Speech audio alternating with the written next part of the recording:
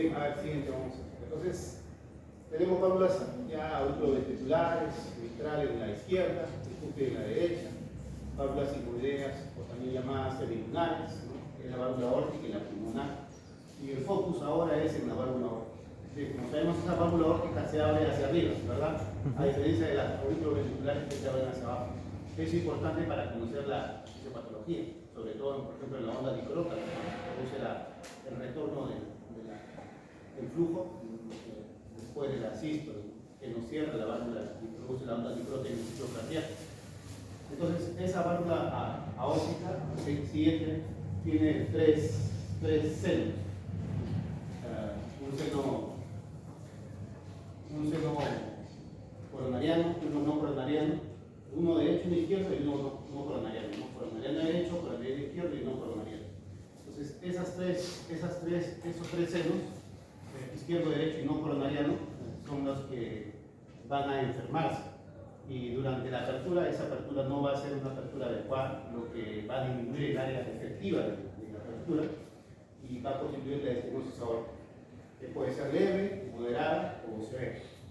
Entonces, ahora, la válvula aórtica, el comportamiento del sístole es ahí, ¿no? Se abre como un triángulo. Ven ahí, en el medio. ¿Dónde está? Oh, aquí, ¿no? A lo del doctor Miranda, se abre como un triángulo, ¿no? Y eso es durante la sístole. Durante la diástole se cierra, ¿no? Como un trébol, así, ¿no? Se cierra. Entonces, ese es el comportamiento normal. Y lo que sucede con las válvulas auriculoventriculares es totalmente lo contrario, ¿no? Lo contrario.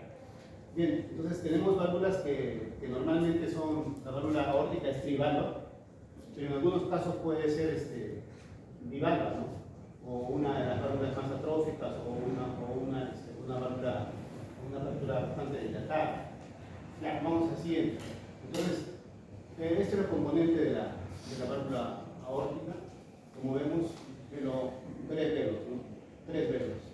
A veces este rafe le llamamos rafe, esto también le llamamos rafe, y esto rafe. Y a veces esos rafes están soldados. Y entonces la apertura funcional no es de forma triangular, sino es a veces en forma ovalada, lo que es característico de la valvulopatía bicúspide, la estenosis aórtica bicúspide. Entonces tenemos acá una valva, otro y otro. Y se abre en forma de triángulo, pero a veces si este se suelta, el coronariano, digamos, derecho como el izquierdo, o el coronariano izquierdo como el no coronariano se suelta, entonces nos da una imagen diferente en la apertura. Eso es típico de la aorta bicúspide, que es la cardiopatía congénita más frecuente, no cianótica. ¿Cuál es la cardiopatía congénita más frecuente? La válvula aórtica bicúspide, más que el CIA, más que el CIB, es la más frecuente. Bien, a la siguiente. Entonces aquí tenemos un corte de la válvula aórtica, le hemos cortado la válvula, la aorta y le hemos estirado. A estos de acá, este es el coronariano derecho, la arteria coronaria derecha, y es por eso que disculpen. Tenemos tres senos de Valsalva, le decimos, senos, y estos tres senos, y acá se ve la arteria coronaria derecha y el seno coronariano derecho. Si acá se ve la arteria coronaria izquierda, seno coronario izquierdo, y el que no tiene relación con las coronarias se le llama seno no coronariano. Siguiente, vamos, veamos más. Entonces, las funciones, las lesiones valvulares, nosotros nos vamos a enfocar en lo que es estenosis aórtica, ¿no? Clasificación de las válvulas aórticas es la patogenia más frecuente dentro de la estenosis aórtica. Y como les dije, las congénitas son las válvulas aórticas bicúspides que con frecuencia se calcifican. O sea, cuando uno nace con válvula aórtica bicúspide, el destino, la fisiopatología, ¿no? el fin de esa válvula es que se va a estenosar. Entonces ya un joven que le detecta un soplo, y ese soplo es de estenosis aórtica, lo más probable es que sea por una aorta bicúspide. Y en el futuro ese joven necesita un reemplazo valvular aórtico en el futuro. Ya, siguiente, a ver. Entonces ya, ¿qué es la estenosis aórtica? ¿No? Es esta obstrucción en la salida del flujo del ventrículo izquierdo hacia la aorta, ¿no? La obstrucción a ese flujo puede ser en cualquiera de estos sitios, ¿sí? Todos son aórticos, valvular, de la misma válvula, por encima de la válvula o por debajo de la válvula. Pero ¿cómo puede ser por encima o por debajo? Por la presencia de membranas, generalmente. A veces dentro de la arquitectura del tracto de salida del ventrículo izquierdo hacia la aorta, hay membranas, hay anillos, hay zonas de fibrosis que disminuyen, ¿no?, el área del tracto de salida. Con eso dan estenosis aórtica. Entonces, la estenosis aórtica que hoy vamos a abocarnos es la estenosis aórtica valvular, ¿no? Esta estenosis aórtica.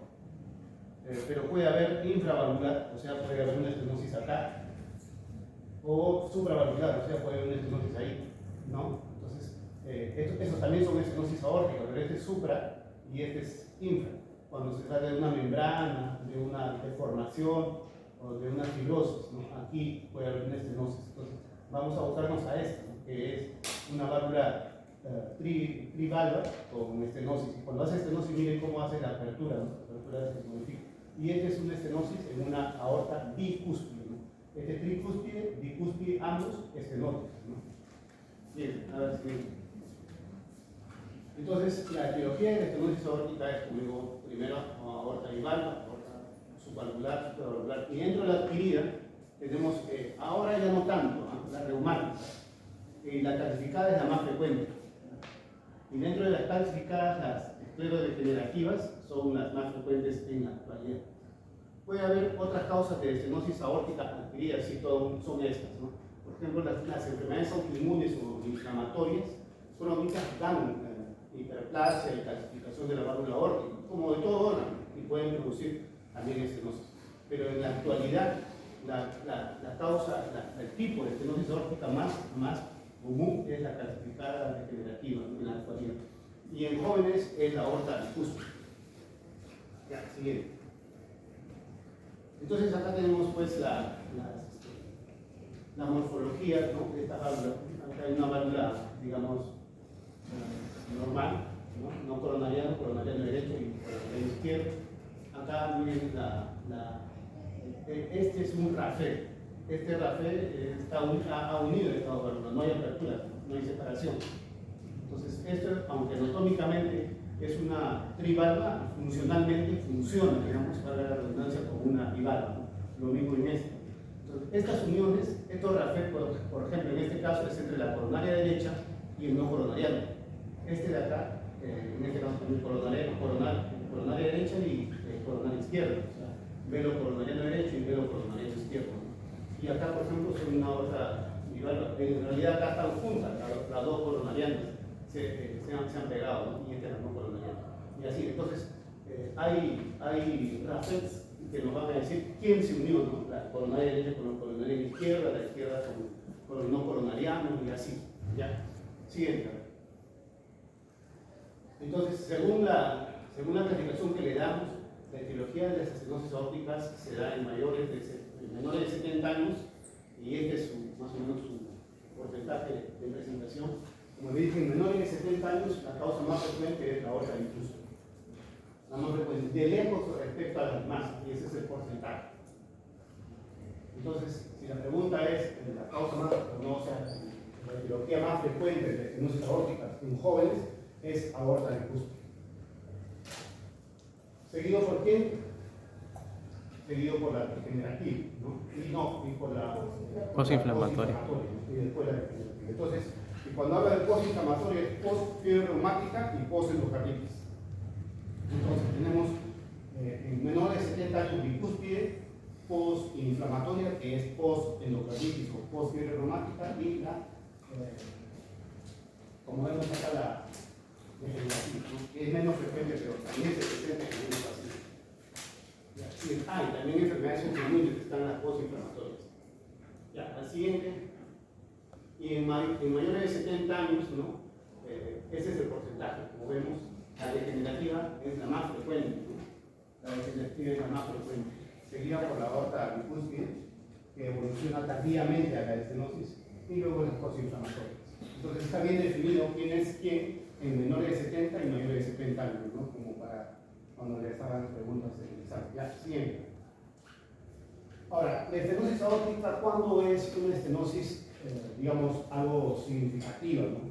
Ahora hablamos de significativa, no significativa, antes de estenosis leve, moderado, severo. y a veces le ponemos crítica cuando la severa es tan severa que su área valvular total es menos de 0,7, o sea, de 0,6 a centímetros cuadrados a metro. A ver, entonces, el diagnóstico de estenosis aórtica severa o estenosis aórtica es en función del área valvular. Pero para la determinación diagnóstica de los estudios, uno de los parámetros es el área, no necesariamente el más fiable, ¿ya? Porque los métodos que tenemos para evaluar área no son tan exactos. Entonces, si nos vamos a fijar en el área valvular aórtica, como ven allá, es de 2 a 4 centímetros cuadrados. El área valvular aórtica cuando la válvula se abre, 2 a 4 centímetros cuadrados.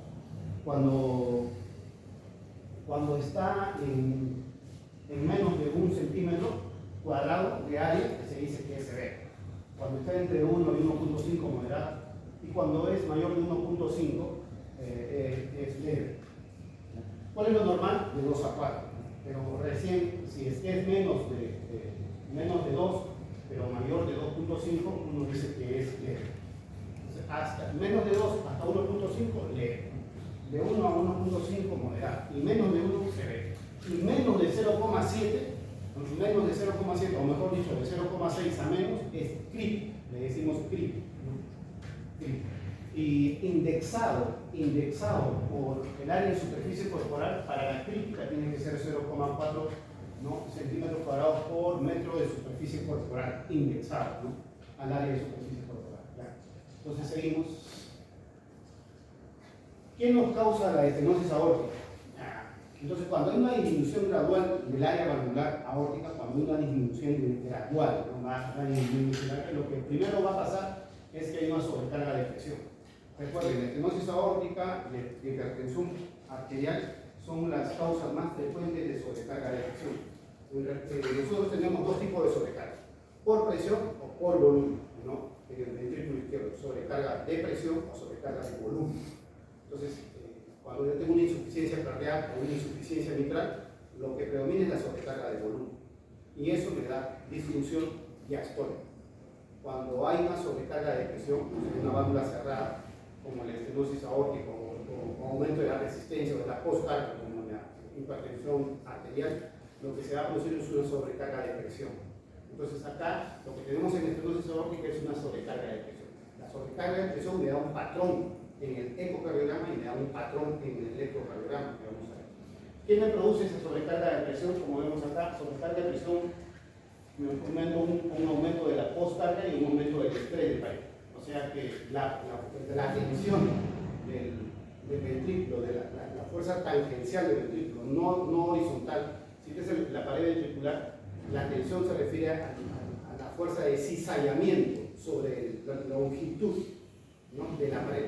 No se refiere a la fuerza, digamos, perpendicular, sino una fuerza paralela que cizalla la pared. Entonces la tensión o estrés parietal se refiere a eso, a la fórmula la tensión es igual a la presión por el radio por 2 veces el grosor de la pared, ¿no? ¿Cuándo hicieron esa fórmula? ¿Recuerdan o no? La tensión es igual a 2 veces el radio por la tensión es igual a la presión por el radio sobre 2 veces el grosor de la pared. ¿Ley de Laplace? Ley de Laplace, ¿no? Entonces, eso se aplica a eso también. La ley de Laplace se aplica tanto en sístole como en diástole. Entonces, esa tensión se refiere a este estrés parietal. Entonces, yo puedo calcular el estrés parietal por la fórmula de la ley de Laplace, ¿no? Bien, entonces, esta sobrecarga de presión, ¿qué va a causar? Aumento en la reclutación de los miocardiocitos. O sea, hay aumento en la proliferación de miocardiocitos. ¿Y esto con qué finalidad? Con la finalidad de normalizar el estrés de pared. O sea, disminuir la tensión de pared. Disminuir la tensión de pared. Entonces, ¿por qué? Porque si la ley de Lacan dice que arriba va la presión por el radio y abajo 2 veces el espesor, para aumentar la reclutación de sarcómeros, aumento el espesor de la pared, ¿no? Aumento el espesor. Y si aumenta el espesor, entonces la tensión va a disminuir, ¿no? Entonces, eso de aumentar a producir hipertrofia, aumento de sarcómeros, es con la finalidad de normalizar el estrés de pared. Luego de esto hay hipertrofia concéntrica, o sea, una remodelación según la ley de Pascal, que va a toda la pared ventricular, no a un solo lado o a otro lado, sino a toda la pared. Entonces, eso hace que haya una hipertrofia de tipo concéntrica, porque hay dos tipos de hipertrofia. Excéntrica, cuando la presión se está ejerciendo sobre una pared del ventrículo, y la concéntrica, cuando la presión se está ejerciendo sobre toda la pared ventricular. ¿Y cuál es la finalidad de que el corazón se hipertrofie? La finalidad es conservar la contractilidad. O sea, un corazón hipertrófico se contrae mejor, por lo menos visualmente, que una no hipertrofia. Pero esta hipertrofia, al engrosar la pared del ventrículo, lo que me va a disminuir es la capacidad de distensibilidad, la complacencia, ¿no? La compliance del ventrículo. Y eso me va a producir alteraciones en la función sistólica, en la función diastólica. O sea, pero entonces la función sistólica se va a conservar, pero la función diastólica va a alterarse. Entonces, eso es en un primer momento, en la evolución primaria, ¿no?, de la estenosis aórtica, sigue la siguiente. Pero si va a continuar estos mecanismos de compensación que hemos explicado comienzan a fallar, entonces lo que va a suceder es que va a haber una postcarga muy elevada, la postcarga. Y cuando se eleva la postcarga, ¿qué pasa con el gasto cardíaco? ¿Aumenta o disminuye? Disminuye. Claro. Si disminuye el gasto cardíaco, eso va a producir un problema de isquemia, apoptosis o fibrosis en la pared ventricular, que al final me va a llevar a la reducción de la contracción. Luego de la isquemia, apoptosis y fibrosis, va a haber una dilatación como consecuencia final de esa fibrosis. Como no es músculo contraíble, la fibrosis no se contrae, ese ventrículo se va a dilatar y ahí me va a llevar a la disfunción sistólica. Y al final va a haber una falla cardíaca en este paciente con estenosis aórtica. Entonces, todo ese proceso fisiopatológico se da en estenosis aórtica cuando llega a su estadio evolutivo final, que es la falla cardíaca. Y uno de los síntomas capitales finales de la estenosis aórtica efectivamente es la falla cardíaca. Se dice que cuando el paciente con estenosis aórtica ya hace falla cardíaca, o sea, hace disnea, le queda más o menos 2 años de vida, ¿no?, como vamos a ver en el gráfico. Siguiente, vamos a ver. Entonces, normalmente, según el ciclo cardíaco, sale la sangre, hace su asa hasta 120, ¿no?, coincidente con la curva de presión aórtica. Y eso es lo que sucede normalmente. Pero cuando hay estenosis aórtica y se hipertrofia el ventrículo, crece este grosor de la pared, entonces la potencia de salida es mayor, porque la presión del ventrículo es mayor, ¿no?, respecto a la presión normal del ventrículo. Es mayor. Esto hace de que la gradiente ventricular respecto a la curva de presión ventricular respecto a la curva de presión aórtica sea bastante diferente, ¿no?, lo que me va a dar una diferencia entre el pico de gradiente ventricular respecto al pico de gradiente aórtica, que normalmente deben ser más o menos iguales y a 120 milímetros de mercurio. Eso no sucede. Es más, la gradiente del ventrículo aumenta, pero la presión tiende a disminuir, porque si disminuye el flujo, disminuye el volumen sistólico, va a disminuir la presión arterial, ¿no? Sí. Entonces, una de las características de una estenosis aórtica severa es que la presión arterial va a caer, ¿no?, así como cae el gasto. O sea, ¿por qué cae? Porque cae el gasto, ¿no? Como sabemos, ¿cuál es la fórmula de la presión arterial? ¿Es igual a qué? Resistencia vascular periférica por entonces es igual a la gasto cardíaco por la resistencia vascular periférica. Si va a caer el gasto, entonces va a caer la presión arterial. ¿Sí? Estamos. Bien. Para el cálculo nosotros en ecocardiografía de la estenosis aórtica utilizamos esta ecuación, que es la ecuación de continuidad. O sea, que yo digo, el flujo que va a pasar por acá, el flujo que pasa así, este es el tracto de salida del ventrículo izquierdo. El flujo que pasa por acá va a ser igual que el flujo que pase por acá y va a ser igual que el flujo que pase por acá. Entonces, este flujo que pasa por acá no tiene dónde ir, tiene que pasar por acá, y este flujo es el mismo que pasa por acá. Bajo ese concepto aplico esta ecuación de continuidad, en la cual el área por la velocidad es flujo en el tracto de salida del ventrículo izquierdo, y el área en el otro lado, en la zona que quiero investigar, en la zona estenótica, por la velocidad es también el mismo flujo. Entonces, el flujo en el tracto de salida del ventrículo izquierdo es igual al flujo en el área que yo voy a investigar, que es la área estenótica.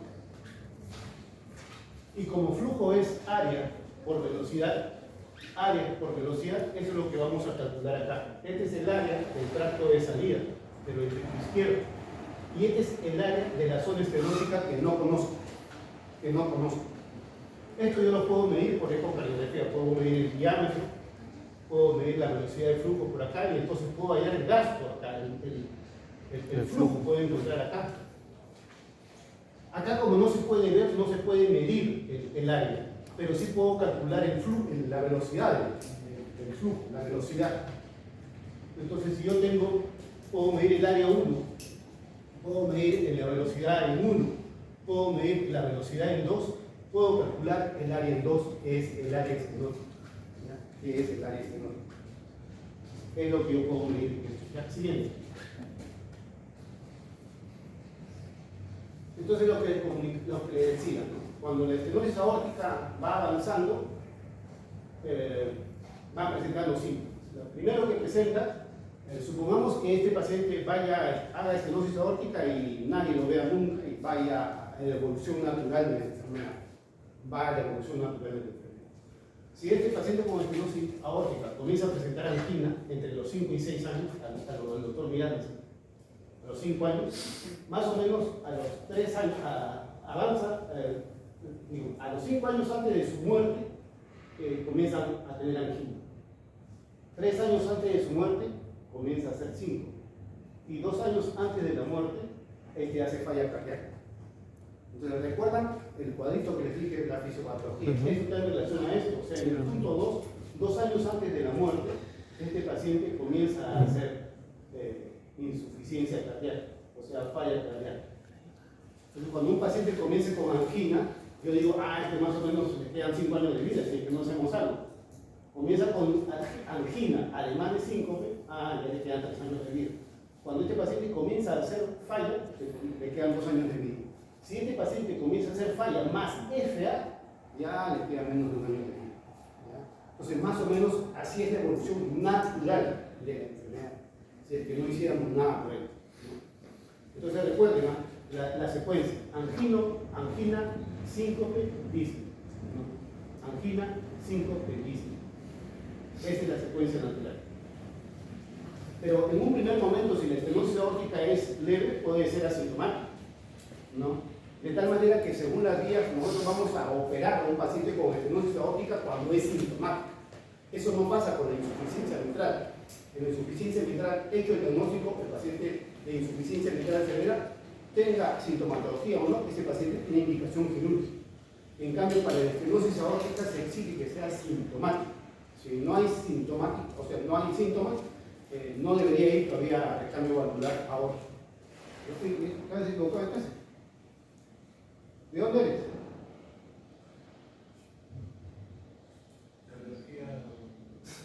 ¿Cardiología? Pasa, ¿lo conoces? Sí, Mauricio. No, a otra clase. Ya, entonces, recuerden, primero siempre va a ser asintomático. El área está pues en 1.4, no pasa nada, ¿no? Después va a comenzar a hacer angina, 5 años antes de su muerte, va a comenzar a hacer 5, 3 años de su muerte, 2 años de su muerte va a comenzar a hacer insuficiencia cardíaca, por acá va a ser FA y luego muerte súbita. Así, mueren súbitamente, ¿ya? Porque el gasto baja tanto que el paciente no comienza a tener todas las sintomatologías hasta que ya, digamos, se desploma. ¿Ya? Siguiente. Entonces recuerden las manifestaciones clínicas: angina, síncope, disney o falla cardíaca. Como dice ahí, la insuficiencia cardíaca ya es un signo de que la enfermedad está muy avanzada. El síncope sucede porque el volumen, el flujo, o sea, el gasto, disminuye. O sea, si está cerrada la válvula, normalmente debe abrirse, se abre hacia arriba. Pero ahora ya no quiere abrirse, se abre así nomás. Ya no se abre así. Se abre ahí. Entonces el volumen de sangre que sale disminuye. O sea, ese volumen sistólico disminuye. Ya hemos explicado porque aumenta la resistencia, porque aumenta la postcarga en todo caso, ¿no? O porque la contractilidad disminuye debido a disfunción sistólica, primero fue diastólica. Entonces disminuye. Y al disminuir el flujo que sale por la aorta, poca sangre va a llegar al cerebro. Y esa poca sangre que llega al cerebro pues, produce exilio, ¿no? Además de la vasodilatación que hay en el cerebro por algunos metabolitos como CO2. Y también sufre el corazón, porque ustedes saben que cuando el corazón lanza la sangre por la aorta, eyecta la sangre por la aorta, expulsa la sangre por la aorta, la primera arteria que se nutre es la coronaria. O sea, el corazón, el primero que se nutre es él. No, después manda la sangre de otro lado, pero el primero sale la coronaria derecha, coronaria izquierda y se nutre. Eso es lo primero que se afecta. ¿Y por qué se afecta? Porque el flujo sanguíneo sale a una determinada velocidad, digamos 40 centímetros por segundo, ¿no? Sale a esa velocidad. Pero cuando aumenta, pero esa velocidad, cuando sale de esa velocidad, o sea, sale el flujo, luego va a regresar por inercia y ahí es donde el corazón se nutre, ¿no? O sea, sale el flujo, termina la contracción, por inercia sigue saliendo y luego va a volver, y cuando vuelve hace la onda dicrota y un poco de sangre se mete a las coronarias. Pero ese retroceso, ese retroceder del flujo hace que la válvula que está así se cierre, y al cerrarse se llena el seno de Valsalva y irriga las dos coronarias. Eso se pierde cuando la velocidad del flujo aumenta. Ya no, el retorno no es tan fácil como cuando la velocidad es 40 centímetros. Si la velocidad es 1 metro o 5 metros, como vamos a ver, ya el flujo ya no puede retroceder porque ya está en la aorta descendente la sangre. Ya no retorna, y al no retornar produce esta angina de pecho porque la circulación coronaria es pobre. Ya sigue, ¿no? Entonces, dentro de las manifestaciones clínicas, primero lo que va a hacer es que como hay hipertrofia, va a crecer el corazón, ¿no? Entonces, la punta del corazón, cuando es leve, corte espacio intercostal y línea media auricular. Pero cuando va avanzando la hipertrofia, va creciendo el corazón, ya la punta del corazón se va desplazando más hacia la izquierda. Cuando el choque de punta está hacia la izquierda, ya puede haber Ahora, es tanto el esfuerzo que hace el corazón hipertrófico de eyectar la sangre contra esa válvula cerrada que produce el retumbo de las fibras de las cuerdas tendinias. Ese sonido que escuchamos le llamamos frénico. Frénico sistólico. Otros le llaman trilo. Trilo frénico es lo mismo. Dentro de la auscultación vamos a ver un soplo sistólico. Decimos siempre en el foco aórtico, aunque mi experiencia es que más es en el accesorio aórtico. Foco aórtico. La máxima intensidad es en mesosístole, o sea, si la sístole tiene 3, ¿no? Protosístole, mesosístole y telesístole. En medio del ciclo cardíaco, dentro de la sístole, en medio de la sístole, el mesosístole es donde se va a ver el pico del soplo aórtico. Puede irradiarse al cuello o no puede irradiarse al cuello, ¿no? Si se irradia al cuello es un signo ya característico, ¿no? O sea, ¿por qué? Cuando uno no tiene experiencia pone el estetoscopio. O sea, me parece CIA, me parece tricuspidio, pero no me parece. Entonces, ahí el truco es, yo escucho en el foco aórtico y luego me voy a carótidas. Si se escucha en carótidas, es probable que eso sea repercusión del foco aórtico. Si se escucha en la otra carótida, también, ¿ya? Si yo escucho acá en la aorta y no escucho en carótidas, es una estenosis aórtica probablemente, pero no es tan severa, porque cuando es severa el flujo hace sonar las carótidas. Ahora, ¿cómo descarto que sea mitral? Porque el mitral va a ir hacia axila.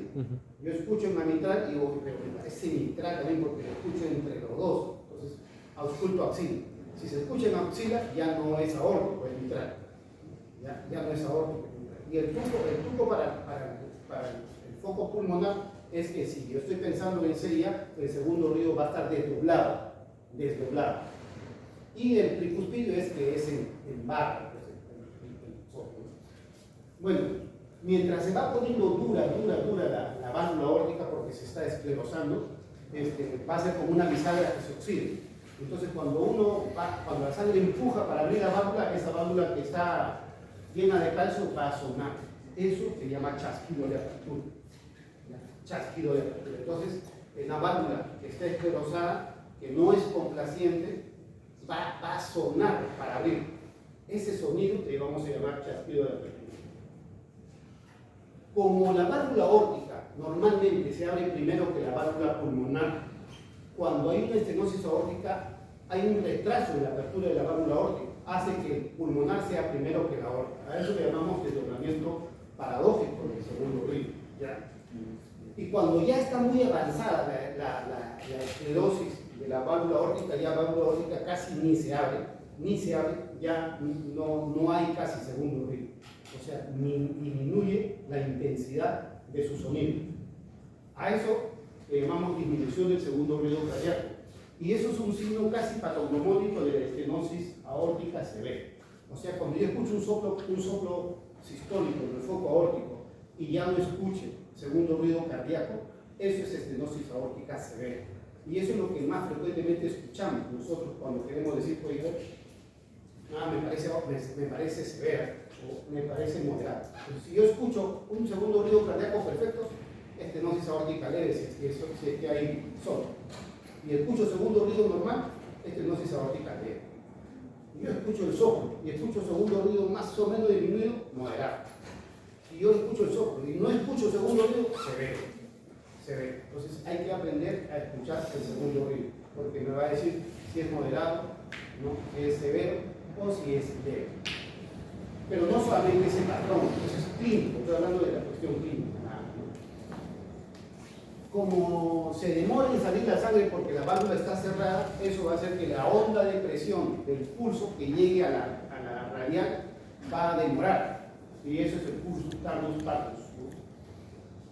Y además, la diferencia entre la presión sistólica y la diastólica se acorta, ¿no? Eso es la presión de pulso, presión diferencial por y accidente.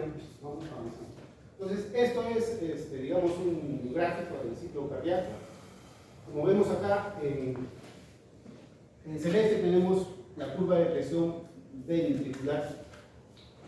En rojita tenemos la curva de presión aórtica. Lo característico es que la curva de presión ventricular con la curva de presión aórtica más o menos lleguen a 120 ambas, ¿no? Ambas sea 120. Sin embargo, cuando sucede estenosis aórtica, la presión en el ventrículo se conserva. Miren, sigue siendo 120, incluso puede aumentar. Pero la presión de la aorta comienza a disminuir. La presión sistólica máxima de la aorta comienza a disminuir. Entonces, cuando uno medimos la presión arterial en un paciente con estenosis aórtica severa, la presión comienza a bajar, porque la presión de la válvula, de la curva aórtica disminuye. Mientras más amplio esta gradiente, más severa la enfermedad. Luego, aquí, cuando se abre la válvula aórtica para que se produzca la eyección, esta es la eyección, cuando se abre la válvula aórtica, cuando se produce la eyección, y se abre cuando la presión en el ventrículo es mayor que la presión en la válvula, en la aorta. Ahí se abre la válvula aórtica. Se abre la válvula aórtica, pero como esta válvula aórtica está esclerosada, en medio que me hace una curva medio rara, eso es expresión del del segundo ruido cardíaco, no del primero, del segundo ruido cardíaco, ¿ya? El segundo ruido cardíaco, porque es válvula sigmoidea, está por aquí. Acá hay cierre, esto es chasquido por si acaso, no es segundo ruido cardíaco. Esto de acá, esta curvita media diferente es el chasquido de apertura, o sea que la válvula sufre para abrir. Entonces, después del primer ruido cardíaco, vamos a ver aquí un chasquido de apertura. Se abre la válvula aórtica, sale la sangre, luego va a haber cierre de la válvula aórtica, Este cierre de la válvula aórtica, normalmente primero es la aorta y luego la pulmonar, pero cuando ya está avanzado el cuadro, se invierte, la pulmonar primero y la aorta. El tipo de soplo es romboidal, con el pico más alto de sonido a nivel del mesocisto. Bien, eso es lo que más o menos ya. Siguiente. Ya estas son las características del soplo de la estenosis aórtica. Bien, entonces, según el espacio intercostal, ahí donde ustedes, en el lado derecho, según el espacio intercostal, puede ser irradiación alcohólica, o sea, carótidas, es de forma regular, creciente, decreciente, un decreciendo, como dicen los antiguos de la terminología. Puede ser con frémito o sin frémito, a veces es suave. De que haya frémito depende de la intensidad con que la sangre llene el ventrículo de izquierdo. El tono generalmente es áspero, pero puede ser musical. La calidad es áspera también, pero puede ser musical en el ápex. El segundo ritmo cardíaco puede doblarse paradójicamente, como le dije, cuando demore en abrir la válvula aórtica y primero se abre la pulmonar. Y puede haber este cuarto ritmo cardíaco, ¿no? Que es aumento de la presión intraventricular debido al llenado rápido y repercusión sobre las cuerdas sanguíneas. Ya, siguiente. Entonces es la misma figura, solamente que acá está el gráfico del primer ritmo cardíaco, acá está el chasquido de apertura o clic de eyección, le decimos aquí, ven un pequeño silencio, este es el ronco y este es el segundo ritmo cardíaco, ¿no? Entonces acá tenemos protosístole, mesosístole, telesístole, ¿no? La máxima intensidad es en el mesosístole. Bien, siguiente. Cuando va avanzando la estenosis aórtica, miren el comportamiento del pico de máxima intensidad. Acá, digamos que es una estenosis aórtica leve. El pico del soplo mesosistólico es un poco más pegado al primer ritmo cardíaco.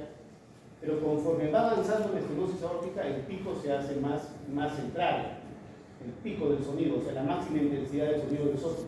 Y cuando más avanza más, el pico, la máxima intensidad del soplo es en este punto. Entonces, yo encuentro la máxima intensidad pegado al segundo ritmo cardíaco, eso también es severo. Pero siendo sinceros, esto es difícil que uno lo pueda ocultar. ¿No? Difícil decir, oye, el pico, a la justo no puede decir que mesosistólico. ¿No? Ya, siguiente. Ahí cómo se ausculta. Cuando el ruido es áspero, normalmente debe ser con la campana, pero cuando el ruido es agudo, puede ser con el micrófono. Normalmente es en el foco aórtico. También puede ser en el accesorio aórtico. A veces hay que descartar, compararlo con el mitral, porque a veces tiene irradiación mitral cuando hay doble lesión aórtica.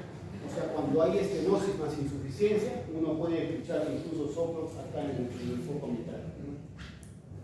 Pero el foco aórtico es el que nosotros debemos considerar. Entonces, ustedes cuando describen un soplo, tienen que ser soplo en el foco aórtico, soplo en el foco mitral. Con eso no están diciendo que sea un soplo aórtico, sino que lo escuchan más o más intensamente en el foco mitral.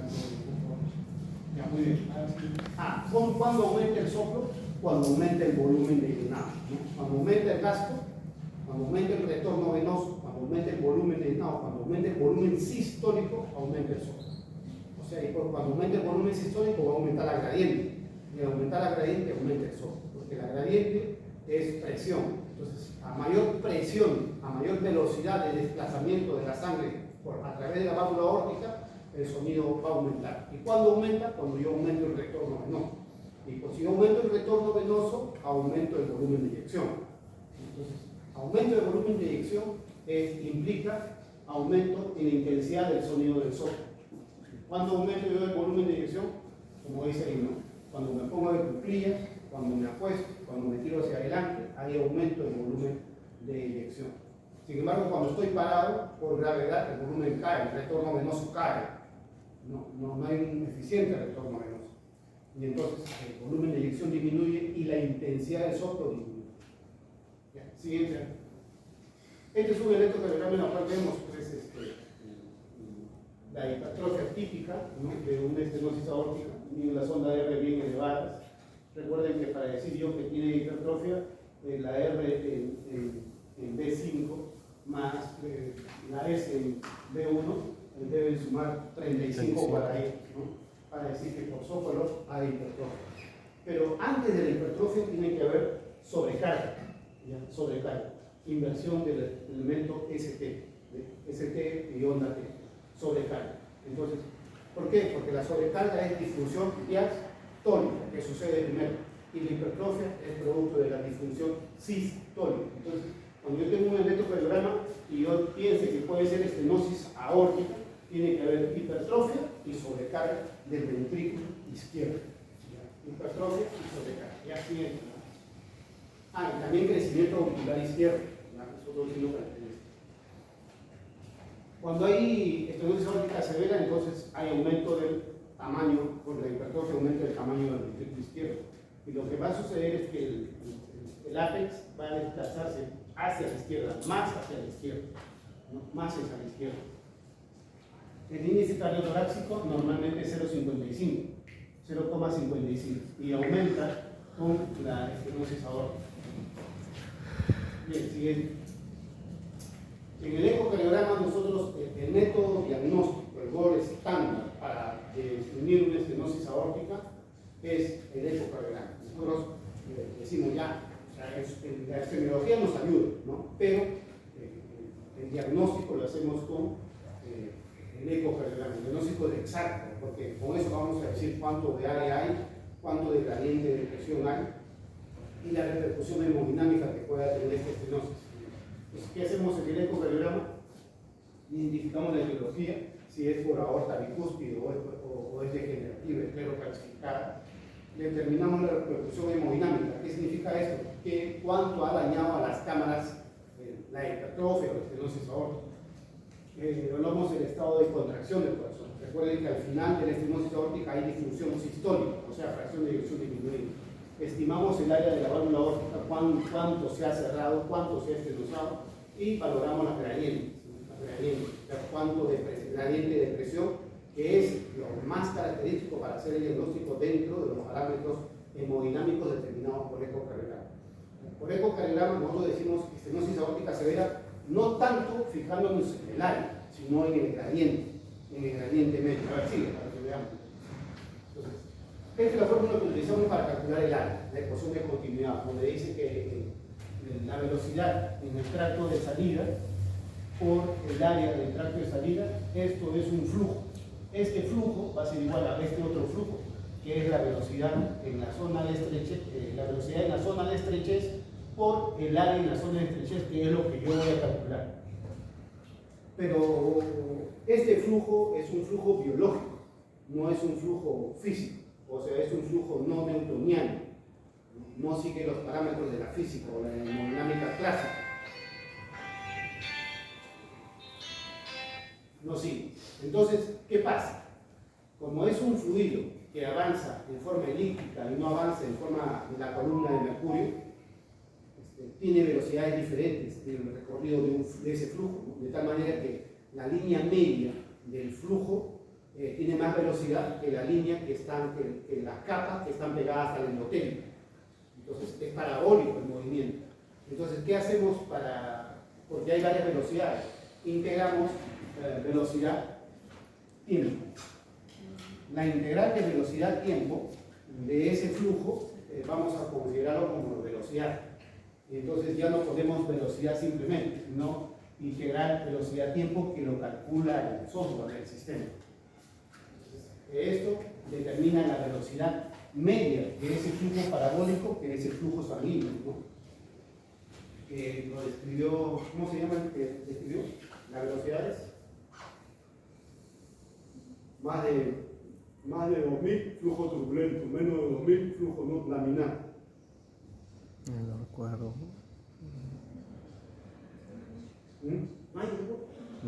Más de 2000 points flujo turbulento, menos de 2000 flujo laminar. Número de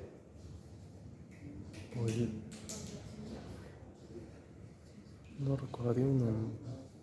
comienza con R.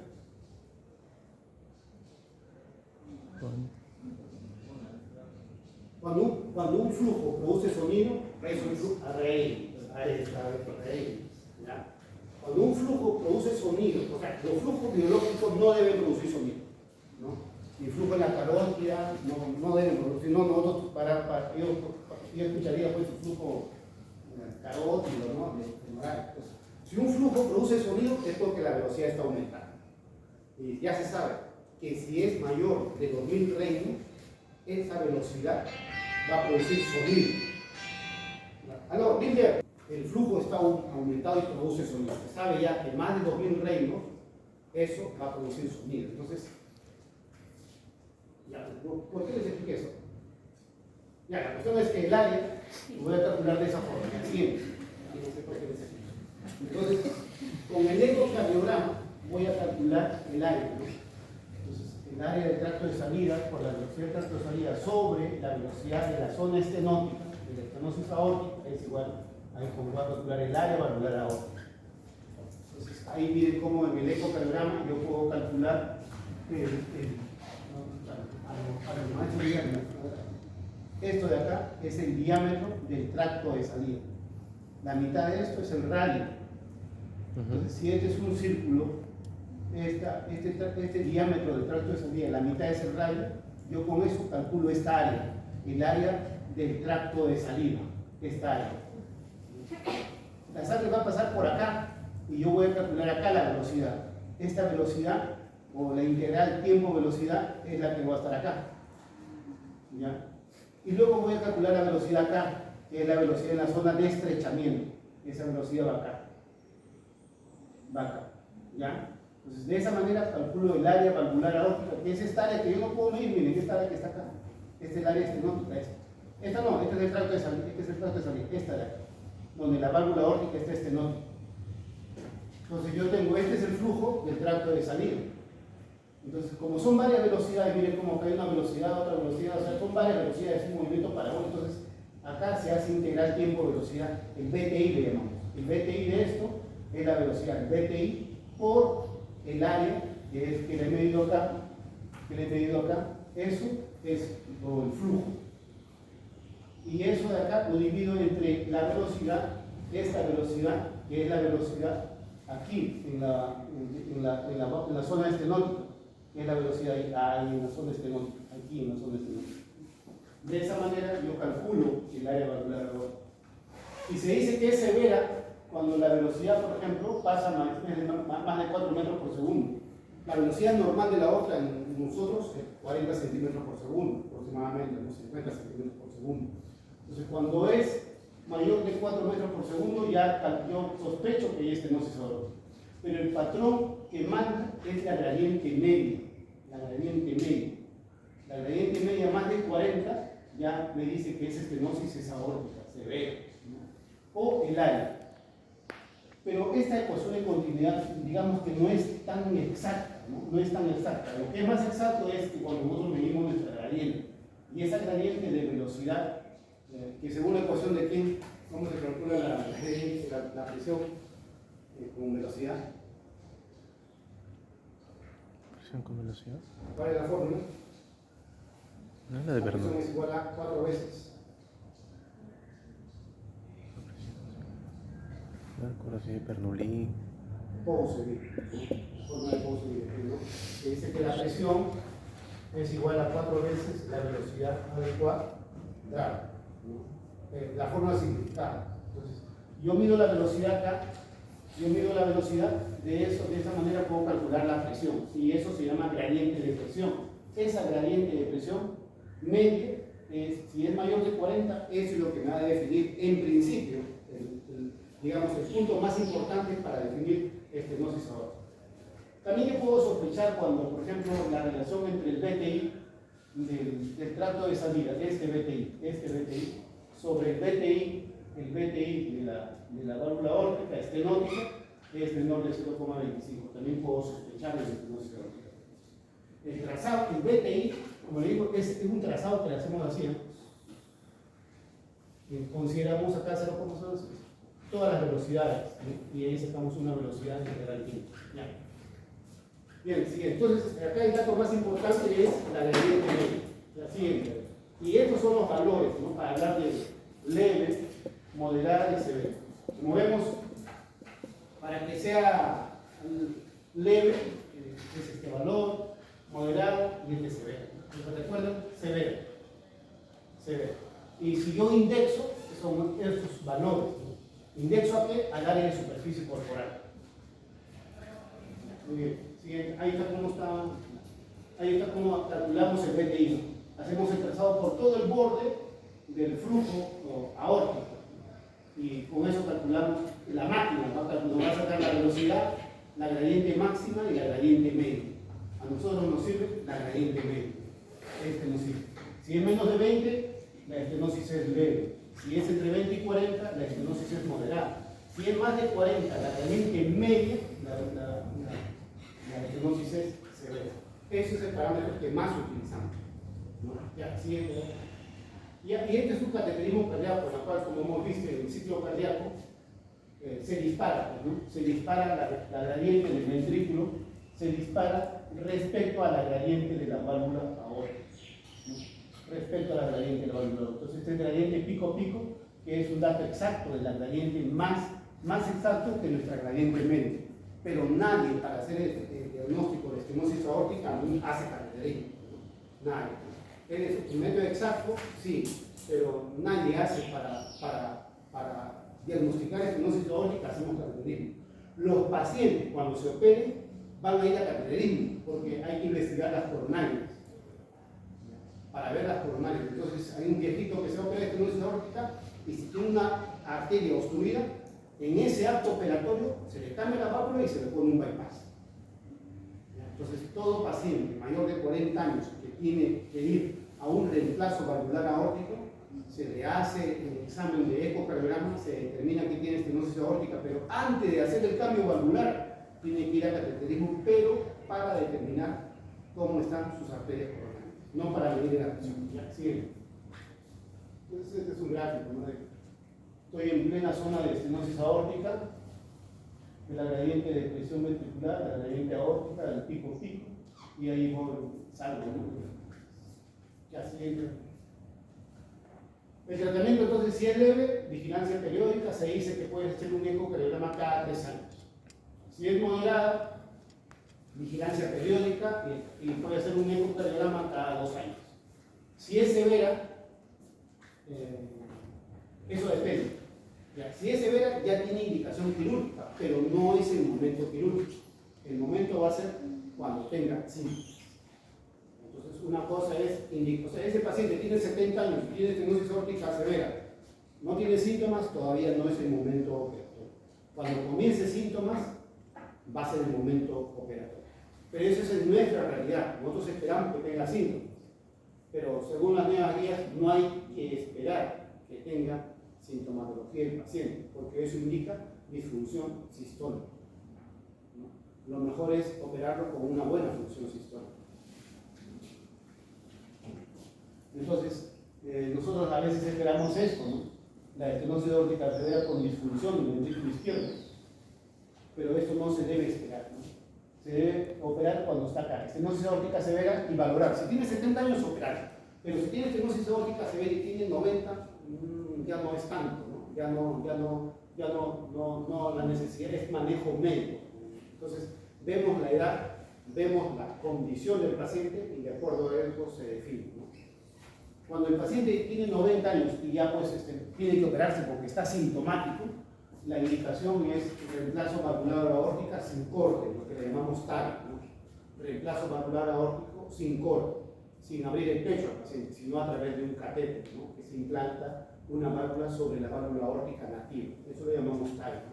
Ya, siguiente. Entonces, y las prótesis que se implantan a los pacientes pueden ser biológicas. Si el paciente es muy anciano y tiene menos de 20 años de sobrevida, entonces lo más recomendable es una biológica. Pero si el paciente es joven y tiene más de 20 años, más de 15 años de sobrevida, lo recomendable es una mecánica, ¿no? Porque la mecánica tiene una vida media de más o menos 20 años y la biológica más o menos unos 10 años, ¿no? Pues si ya tiene 82 años, ya hay que poner una biológica, ¿no? Porque la sobrevida en el Perú es 79 años. O sea, calculando eso, nosotros decimos ya, pues no creo que viva más de 90, ¿no? Entonces le ponemos biológico. Y cuando tiene 60 años, 70 años, no, pues mejor le ponemos una mecánica, ¿no? Pero ahora ya casi no ponemos biológica, cuando ya son viejitos ya estamos pensando en TAVI, ¿no?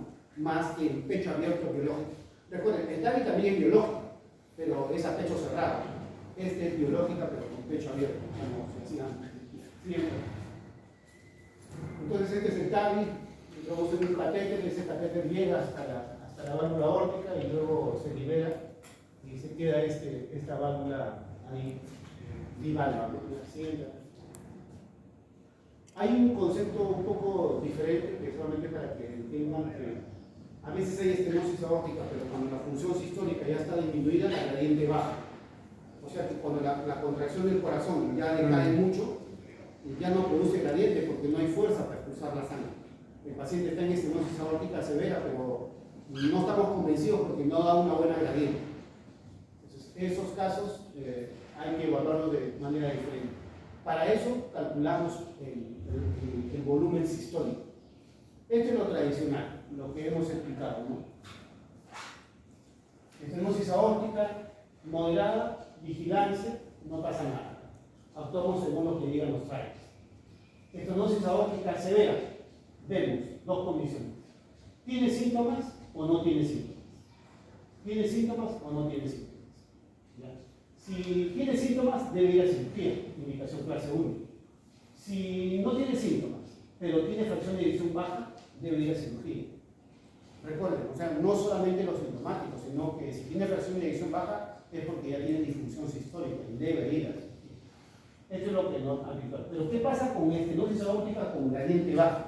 O sea, yo les dije que 40 milímetros de mercurio, gradiente media, más de eso, ya estenosis aórtica severa. Pero ¿qué pasa con esos pacientes que tienen estenosis aórtica severa o que sospecho que tienen estenosis aórtica severa? Pero la gradiente no me da, por más que le mido, me da gradiente 30. Entonces, a esos se les clasifican de dos tipos. Aquellos con fracción de eyección menos de 50 y aquellos con fracción de eyección más de 50. Entonces, yo digo, este tiene estenosis aórtica severa porque cuando yo le calculo con la ecuación de continuidad me sale 0.6 de área valvular aórtica. Pero cuando yo le intento medir la gradiente me sale 30. O sea, no hay concordancia entre el área y la gradiente. No hay concordancia. Entonces, ahí me evalúo así. Veo la fracción de eyección del ventrículo izquierdo. Si es menos de 50, allá. Entonces, esto es porque la fracción de eyección está baja, por eso que la gradiente no me sale, no me sale adecuada. Pero, ¿qué pasa si la fracción de eyección es más de 50? Ahí yo no me explicaría por qué la gradiente me sale baja si la fracción de eyección es más de 50. En ese caso, lo que voy a medir es el volumen de eyección. El volumen de eyección. Entonces, si el volumen de eyección indexado en menos de 35 milímetros por metro cuadrado de superficie corporal, este tiene una indicación 2A para cirugía. Y si el volumen de eyección es más de 35, entonces este no está muy bien indicado, porque su volumen de eyección es aceptable, es bueno. Ya, siguiente. Este es igual cateterismo en bajo gradiente. Miren, este es el ciclo cardíaco normal. La curva ventricular y la curva óptica acá debe ser 120, ¿no? El pico máximo de ambos. Esta es una estenosis aórtica verdadera. Miren cómo la gradiente de la aorta y el gradiente del ventrículo izquierdo se separan. Hay un gran gradiente pico-pico, lo llamamos. En este caso, por ejemplo, la gradiente media era 60. Y era nítida la diferencia, ¿no? Acá la gradiente media de 30, pero el área valvular aórtica es 0,6. Miren cómo es el gráfico, o sea, la gradiente media en el cateterismo es baja, ¿no? Y porque miren, acá la gradiente es 30, nomás la diferencia entre esto es 30 y el área es 0,6. ¿No? Entonces no hay una coincidencia allí, tanto en el ecocardiograma como en el cateterismo. Entonces ahí es donde vamos a valorar el volumen de eyección. El volumen de eyección. Listo, sigue. Cuando hay una estenosis aórtica con gradiente bajo, ¿qué hacemos entonces? Mandamos al paciente a esta prueba. Asumimos de que ese gradiente es bajo porque hay bajo flujo. O sea, hay bajo volumen de eyección. Entonces le mandamos a esta prueba que se llama ecoestrés con dolutamina. Con la dolutamina, como es un inotrópico positivo, le va a devolver al ventrículo izquierdo su potencia. Va a normalizar su potencia. Entonces, al normalizar la potencia de salida de la sangre porque está con la dolutamina, si es que fuera una estenosis aórtica severa, vemos que los gradientes, normalmente, el flujo sistólico, como vemos en la estenosis aórtica severa, puede aumentar y la gradiente también aumenta, y el área valvular aórtica no mucho, no mucho en la estenosis aórtica severa o verdadera. Pero cuando no es estenosis aórtica y yo le pongo la dobutamina, aumenta espectacularmente el flujo. La gradiente no aumenta mucho cuando yo le pongo dobutamina. Y el incremento de área no es muy significativo. Entonces, ¿cuál es el principio de esto? De que yo al aumentarle, al infundirle dobutamina, aumento la contracción del ventrículo izquierdo, le devuelvo el flujo y bajo esas condiciones hago la medición. Si la gradiente aumenta, entonces es porque es el ventrículo izquierdo el que está dañado. Si la gradiente no aumenta, es porque efectivamente está cerrada la válvula aórtica. Ya siguiente, vamos a terminar. Ya, y esto es en qué caso se indica el TAVI, ¿no? Si el paciente tiene indicación tiene diagnóstico de estenosis aórtica severa, debe ir a cirugía si es un paciente de bajo riesgo, a un reemplazo valvular aórtico si es un paciente de bajo riesgo. Y si es un paciente de riesgo intermedio, hay que valorarlo, puede ir a uno u otro, depende de la condición del paciente. Si es de alto riesgo, se recomienda ahora que vaya a TAVI, a reemplazo valvular aórtico a TAVI. Y si es un paciente ya con mucha morbilidad, con mucha enfermedad, la indicación es que vaya a TAVI. Entonces, actualmente ya no se cumple tanto eso, porque la idea es hacer más TAVIs, o sea, cambiar la válvula sin abrir el pecho, ¿no? Pero cuando se salió el TAVI, o sea, el procedimiento se implantó, esto era la indicación, y debería seguirlo siendo, ¿no? Si es que no es muy caro el procedimiento, no se puede hacer en un país que es redondista como eso. Ya, siguiente. Uy, ya terminamos. Ya, eso